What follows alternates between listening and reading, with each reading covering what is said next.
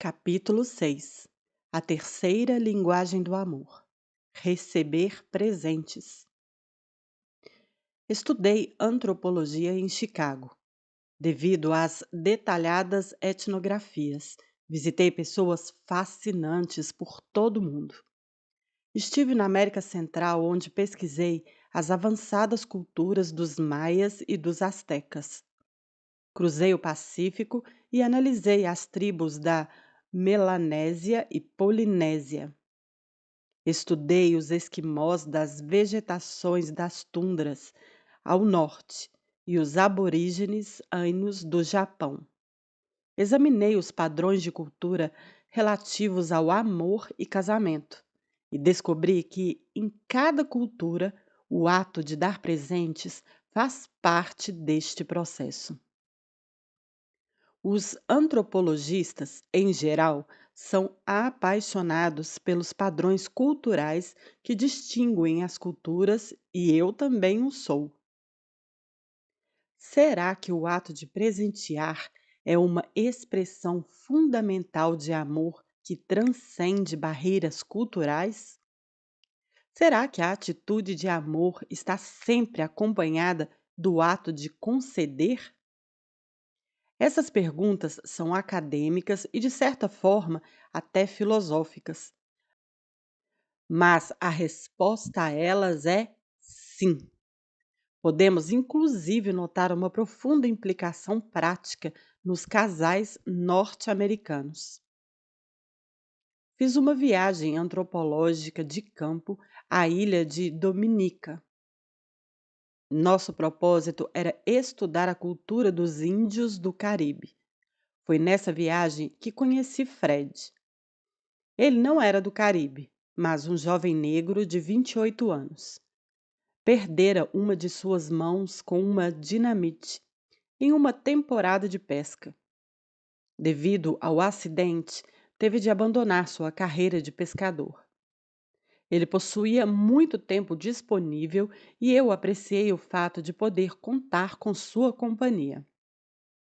Passamos muitas horas juntos e conversamos sobre sua cultura. Em minha primeira visita à sua casa, ele me perguntou: Sr. Gary, o senhor aceitaria um suco? Ao que aceitei prontamente. Ele, então, virou-se para seu irmão mais novo e disse: Pegue um suco para o Sr. Gary. Seu irmão deu-nos as costas, saiu de casa, subiu em um coqueiro e trouxe um lindo coco verde em suas mãos. Fred recomendou-lhe que o abrisse. Com 3 rápidos movimentos de faca, seu irmão furou-o e fez uma abertura triangular na parte de cima. Fred entregou-me o coco e disse: Aqui está seu suco. O líquido era esverdeado, mas eu o bebi assim mesmo, todinho. Eu o tomei porque sabia que aquele fora um ato de amor. Eu era seu amigo e eu sabia que ali só se oferece suco aos companheiros. Ao final de algumas semanas, quando já se aproximava minha hora de partida daquela pequena ilha, Fred deu-me uma última prova de seu amor. Era uma enorme concha em espiral que ele mesmo havia tirado do oceano. Tinha uma camada que, de tanto ser friccionada pelas rochas, lembrava, ao toque, uma seda macia. Ele me disse que aquele objeto encontrava-se naquelas praias há muitos anos e gostaria que eu o levasse como recordação daquela bela ilha. Ainda hoje, quando olho para aquela concha, quase posso ouvir o som das ondas do Caribe. Porém, ela é mais do que uma recordação das praias de Dominica. É uma demonstração de amor. Um presente é algo que você pode segurar em suas mãos e dizer: Ele pensou em mim, ou ela se lembrou de mim. Antes de comprarmos um presente para alguém, pensamos naquela pessoa.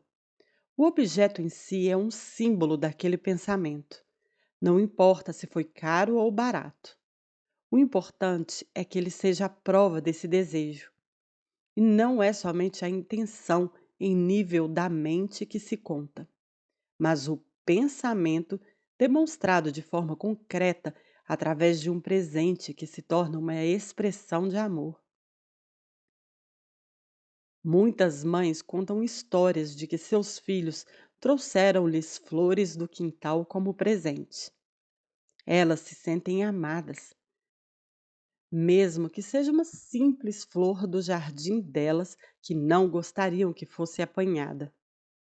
Desde muito pequenas, as crianças sentem-se inclinadas a dar alguma coisa a seus pais. E isto é uma boa indicação de que dar presentes é fundamental para o amor. Presentes são símbolos visuais do amor. A maioria das cerimônias de casamento inclui dar e receber alianças. A pessoa que realiza a cerimônia diz: estas alianças são os sinais visíveis dos elos espirituais que unem estes dois corações em um amor que nunca terminará. Isso não é uma simples retórica, é a expressão de uma significante verdade. Os símbolos possuem valores emocionais. Creio que isso pode ser bem exemplificado quando, perto da desintegração de um casamento, marido e mulher deixam de usar suas alianças. Esse é um sinal muito nítido de que o casamento está em sérios problemas. Certo esposo me disse o seguinte: quando ela atirou sua aliança contra mim e saiu cega de raiva, batendo atrás de si a porta da casa, tornou-se evidente que nosso problema era seríssimo. A aliança ficou no mesmo lugar onde foi jogada durante 2 dias, porque eu não me abaixei para pegá-la. Quando finalmente a apanhei, caí em um pranto convulsivo. As alianças são um símbolo do que o casamento deveria ser.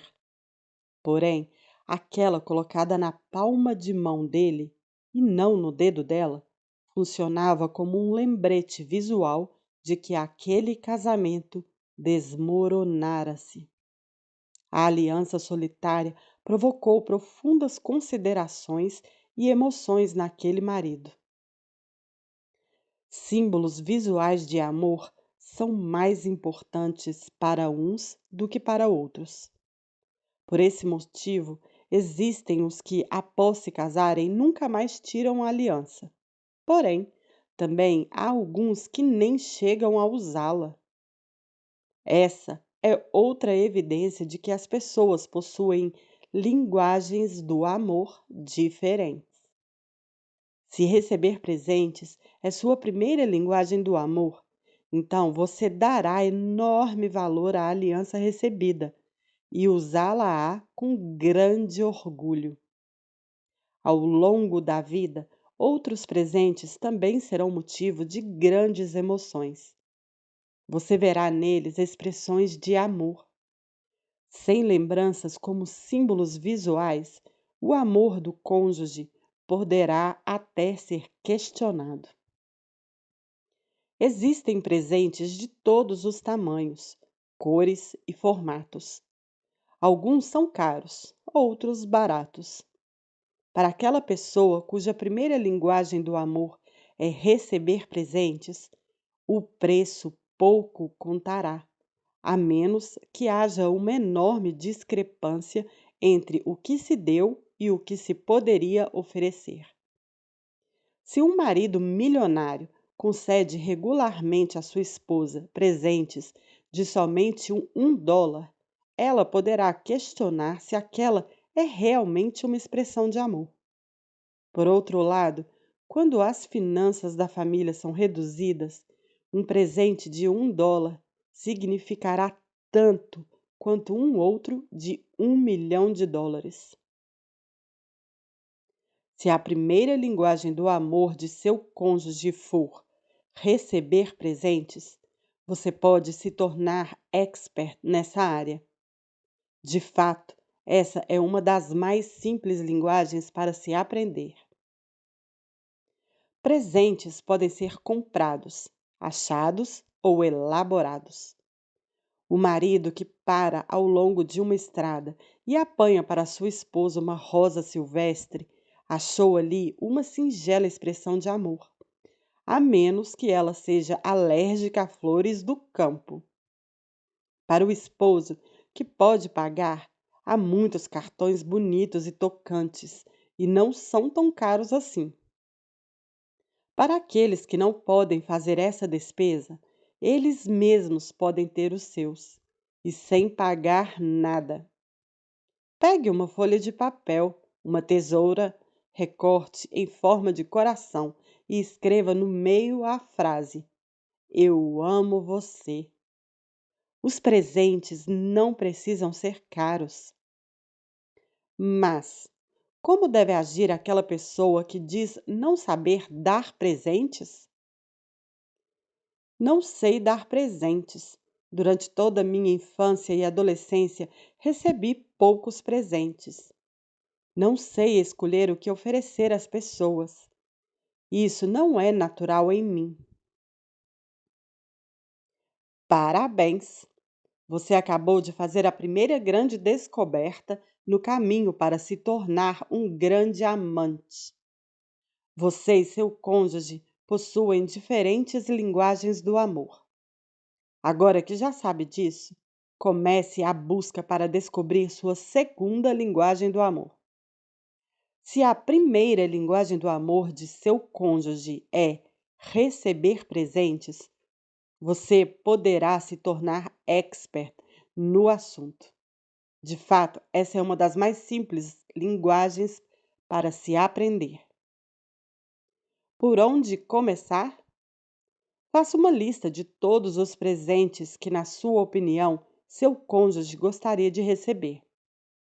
Podem ser lembranças já concedidas por você ou outras pessoas da família ou amigos.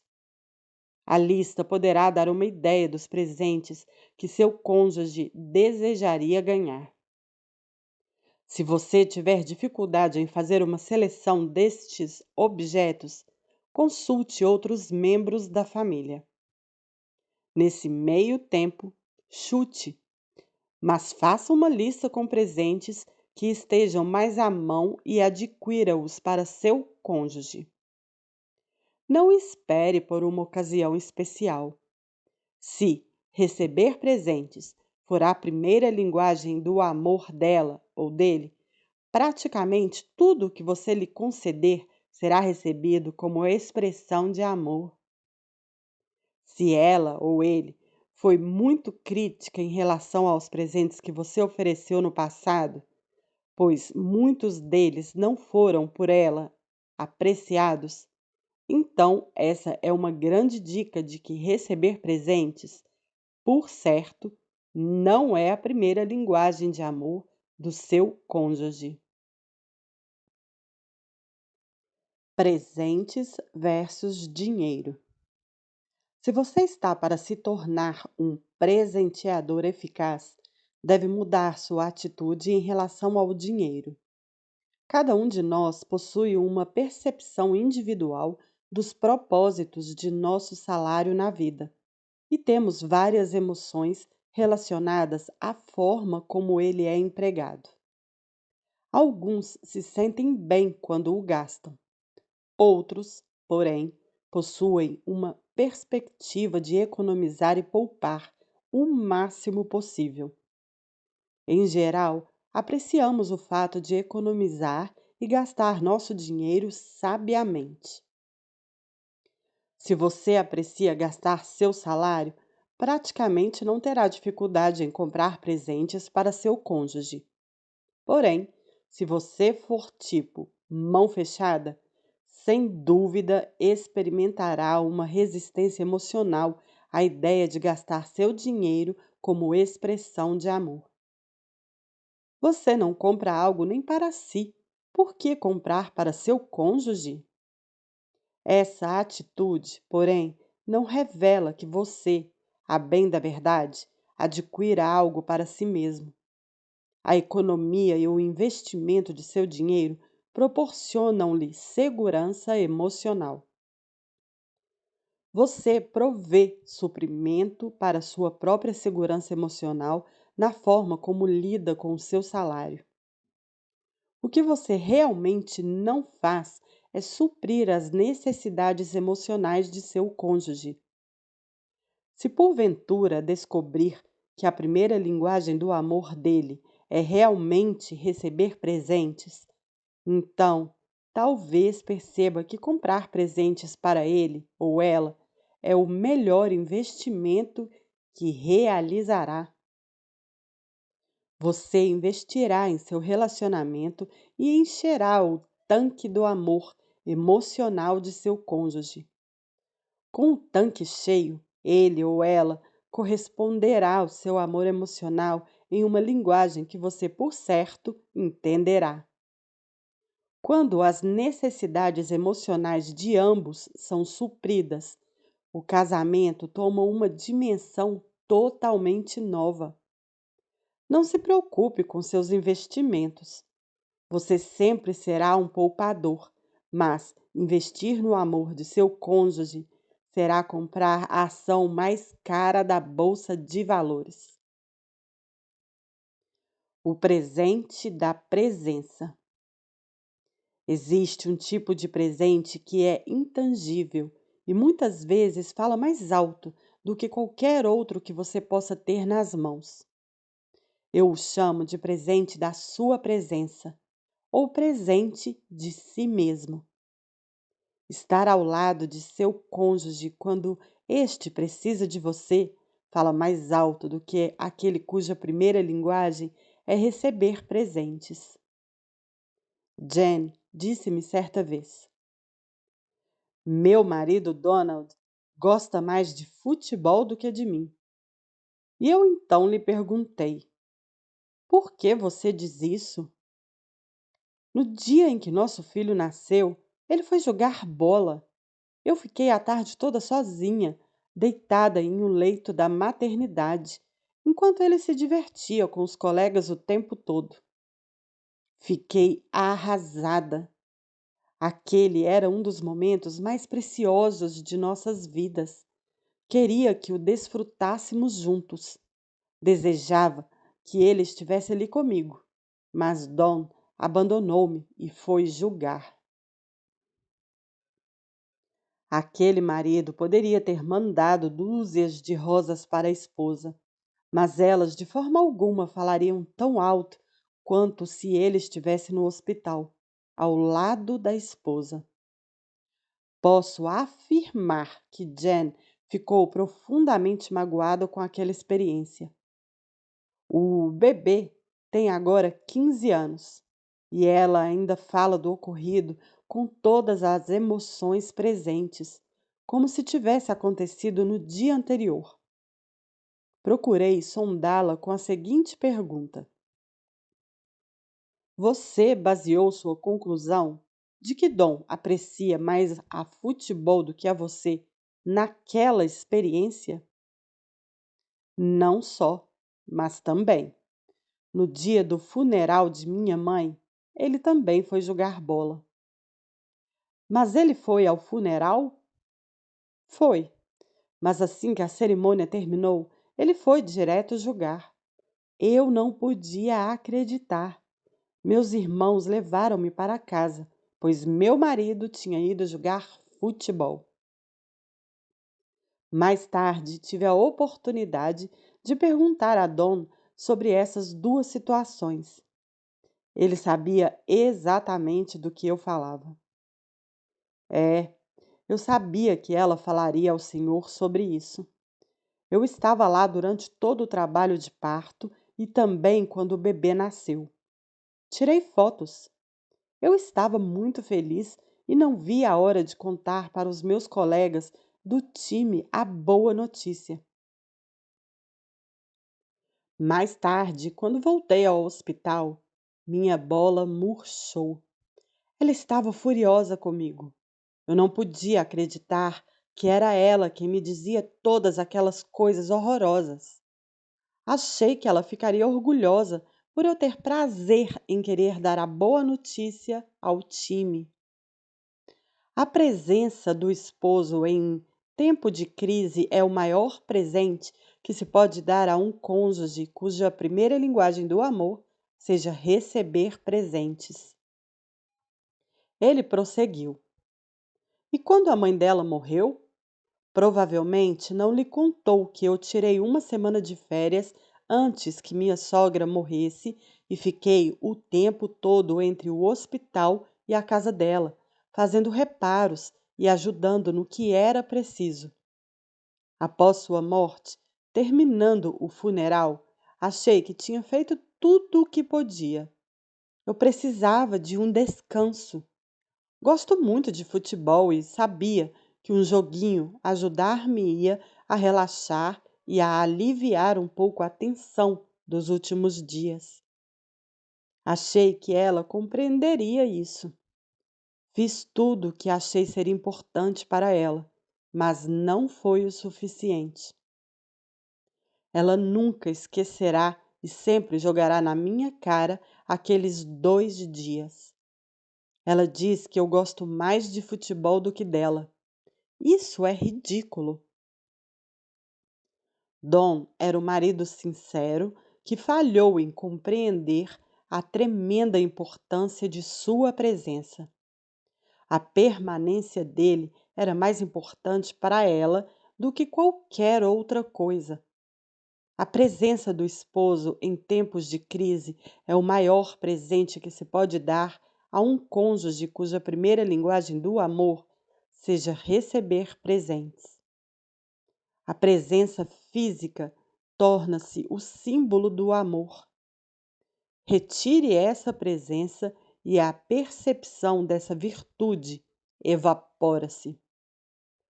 Durante o aconselhamento, Don e Jen trataram das feridas e dos ressentimentos do passado. Ela conseguiu perdoá-lo e ele pôde compreender por que sua presença era tão importante para ela. Se a presença de seu cônjuge é muito importante para você, eu o incentivo a expressar-lhe isso. Não espere que ele leia sua mente.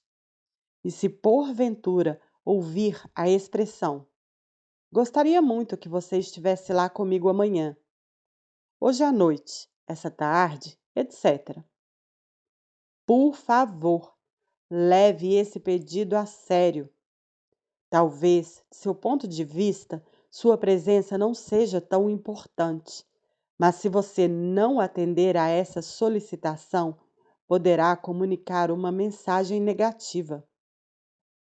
Um determinado esposo me disse certa vez: quando minha mãe morreu, o supervisor de minha esposa lhe disse que ela poderia se ausentar do emprego durante 2 horas e depois desse período deveria voltar ao trabalho. Ela, então, disse-lhe que seu esposo precisava do apoio dela, por isso não voltaria mais naquele dia. O supervisor então lhe disse: se você não voltar, poderá perder seu emprego. Minha esposa então replicou: meu esposo é mais importante do que o meu trabalho. Ela passou aquele dia comigo. De alguma forma, naquela oportunidade, eu me senti mais amado por ela do que nunca antes. Jamais esqueci aquele seu ato. E sabe o que aconteceu? Ela não perdeu o emprego. Seu supervisor foi mandado embora e ela assumiu o posto que era dele. Aquela esposa falara a linguagem do amor de seu marido e ele jamais esqueceu disso. Quase toda a literatura existente sobre o amor indica que em seu âmago encontra-se o espírito da entrega voluntária. Todas as 5 linguagens do amor desafiam-nos a doarmos nós mesmos a nossos cônjuges. No entanto, para alguns, receber presentes, símbolos visíveis do amor, é o que fala mais alto. A maior ilustração dessa verdade veio de Chicago, onde conheci Jim e Janice. Eles participaram do meu seminário sobre casamento e ficaram encarregados de me levar, na tarde de sábado, ao aeroporto O'Hare. Tínhamos umas 3 horas antes de meu embarque e eles perguntaram se eu gostaria de ir a um restaurante. Como estava com fome, concordei alegremente. E naquela tarde tive muito mais do que uma refeição grátis. Jim e Janice cresceram em fazendas da região de Illinois. Mudaram para Chicago logo após se casarem. Ela me contou um fato ocorrido 15 anos depois do feliz matrimônio e dos 3 filhos. Ela começou a falar assim que nos sentamos. Dr. Chapman, o motivo de trazê-lo até o aeroporto foi para partilharmos com o senhor um milagre. Alguma coisa nessa palavra faz-me recuar, principalmente quando não conheço a pessoa que a usa. O que será que vem por aí? Pensei.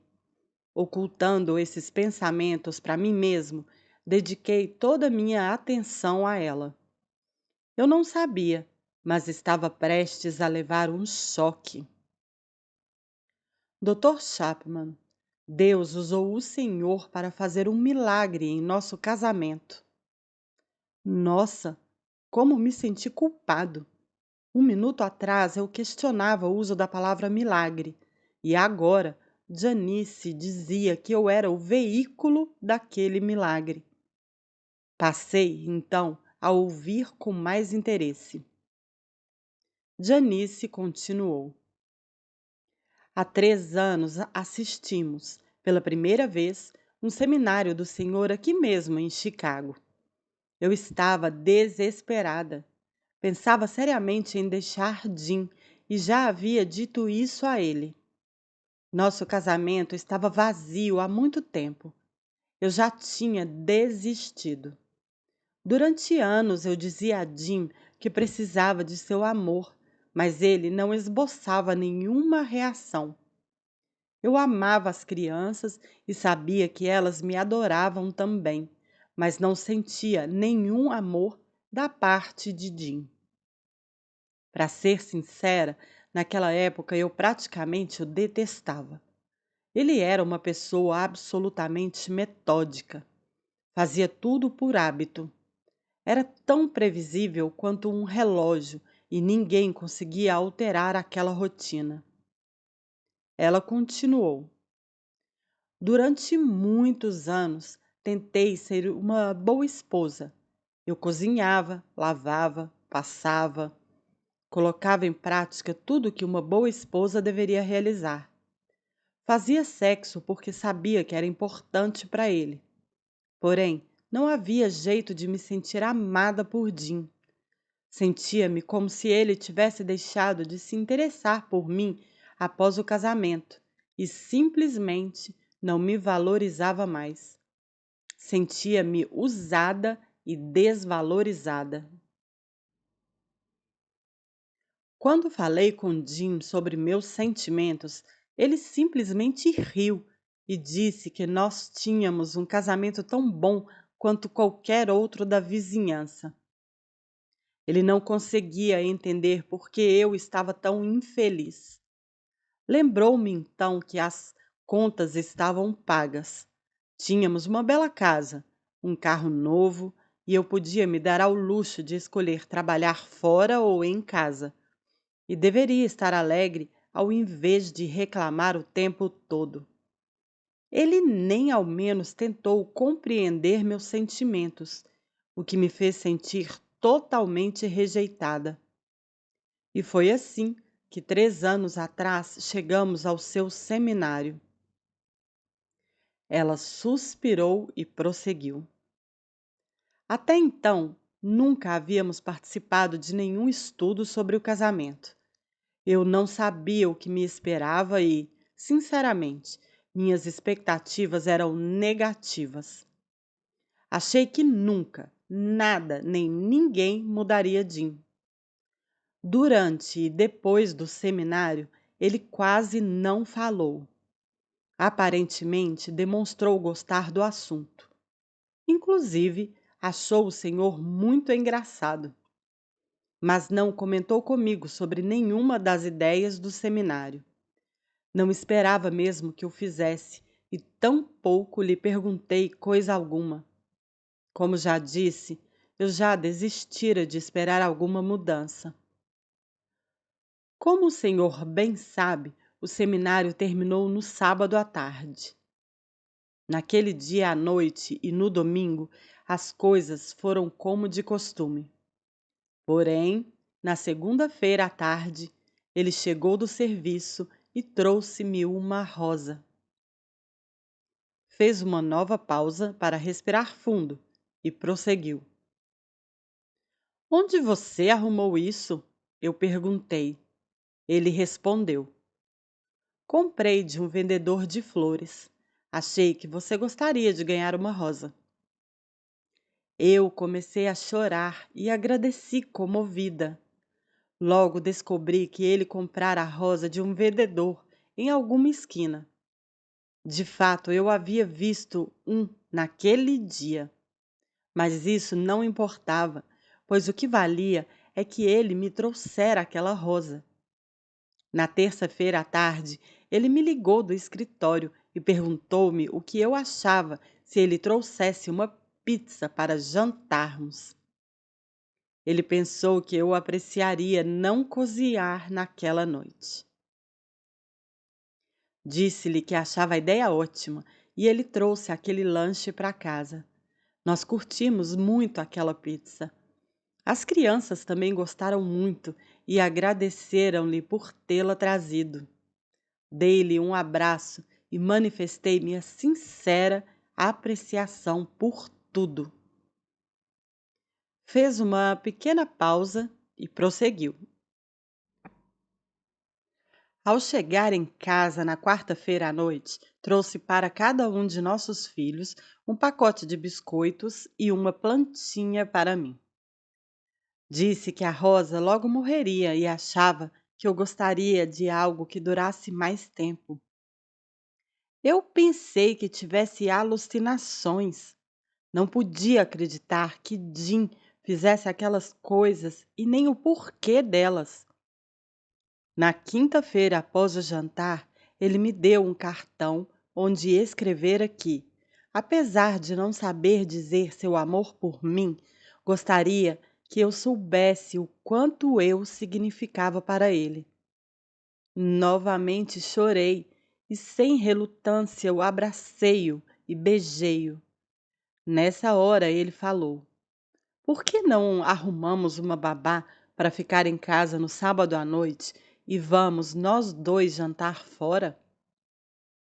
Meio fora de órbita, respondi que seria maravilhoso.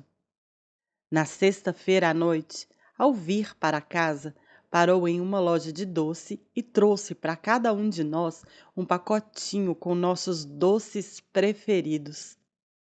De novo ele nos fez surpresa e disse que aquela era nossa sobremesa. Janice parou novamente para dar um profundo suspiro e prosseguiu. No sábado à noite, eu estava em Alfa. Não tinha ideia do que tinha acontecido a Jim, nem se aquilo duraria muito tempo. Só sabia que adorava cada minuto. Após nosso jantar naquele sábado, disse-lhe que não entendia aquela sua atitude e pedi que ele me contasse o que acontecera. Nesse momento, ela olhou para mim muito séria e disse: Dr. Chapman, quero que o senhor entenda exatamente o que ocorreu. Este homem, depois que nos casamos, nunca mais me dera flor alguma. jamais me dedicara um único cartão. Ele sempre dizia que comprá-los era um desperdício de dinheiro porque você olhava uma vez para os mesmos e depois os jogava fora. Acredite ou não, só saímos para jantar uma única vez em 5 anos. Nunca adquiriu algo para as crianças e esperava que eu comprasse somente o extremamente essencial. Jamais trouxe uma pizza para jantarmos. Esperava encontrar a comida pronta todas as noites, ao chegar em casa.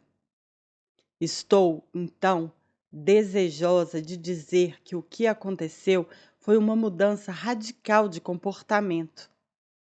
Nesse momento, virei-me para Jim e o perguntei: o que você respondeu quando, ainda no restaurante, ela lhe perguntou o que acontecera?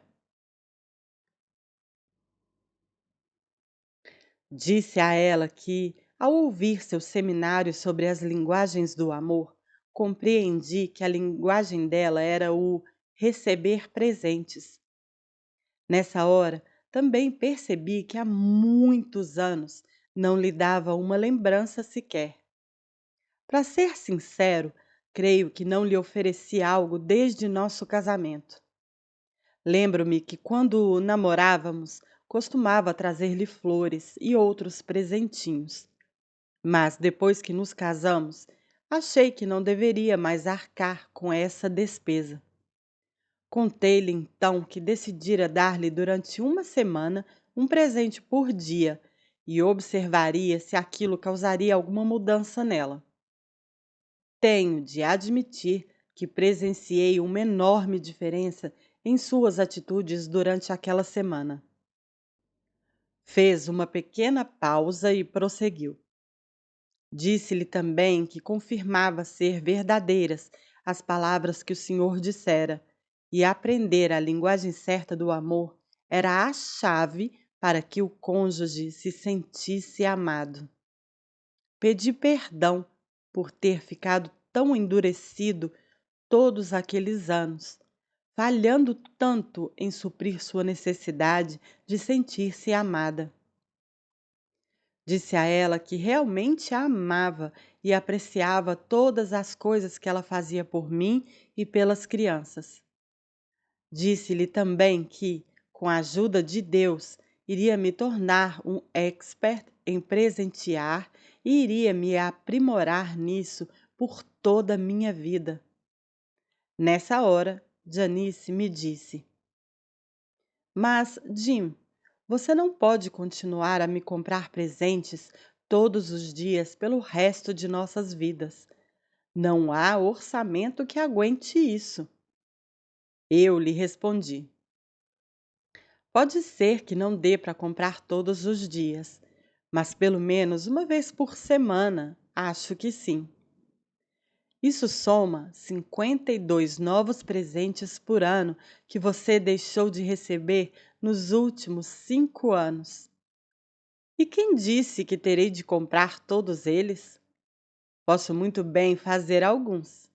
Posso utilizar a ideia do Dr. Chapman de, na primavera, apanhar uma flor do nosso jardim.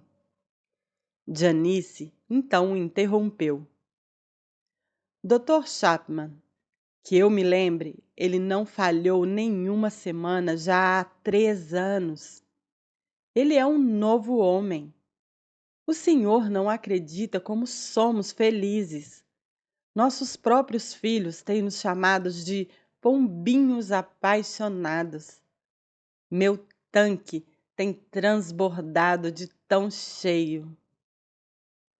Virei-me então para Jim e perguntei: e quanto a você, Jim, também se sente amado por Janice?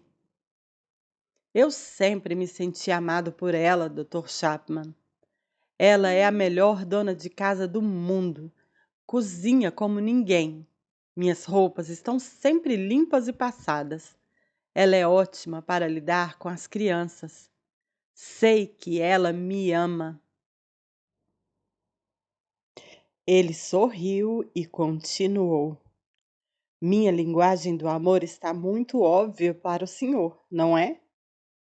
Concordei com ele, e também com ela, ao lembrar da palavra milagre utilizada ao início de nossa conversa. Não é necessário que os presentes sejam caros e oferecidos semanalmente. Para algumas pessoas, o valor deles nada tem a ver com o preço, mas sim com o amor implícito. No capítulo 7, deixaremos mais clara a linguagem do amor de Jim.